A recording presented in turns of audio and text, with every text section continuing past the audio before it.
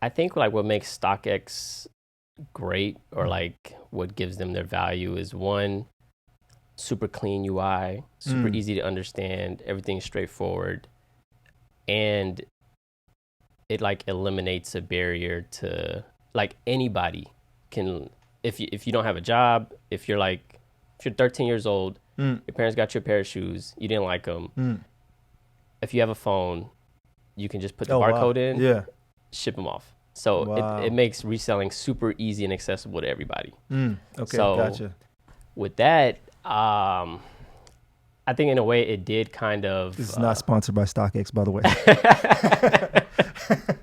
Yeah. And well, so another thing is like with that, and like it was like maybe like a 3-4 year time frame. StockX just completely took the entire sneaker resale market from eBay. And you'll even see now that like eBay realizes what's happened over the past few years, and they've implemented stuff where they've eliminated fees altogether.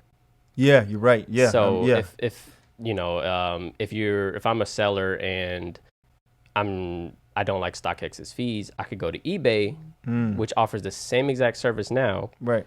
And I don't have to pay a commission to selling on there. Got it. I don't know how long that's going to last, but you know, StockX has that verification process, so that's and eBay's implemented that. Oh, okay. eBay's introduced that over the 2020 is when they introduced that. Okay. So you could sell a pair of shoes if it sells over $100. That's their criteria. Any sneaker that sells over $100 and is brand new, the same criteria for StockX. Okay. eBay will authenticate it, ship it to the customer.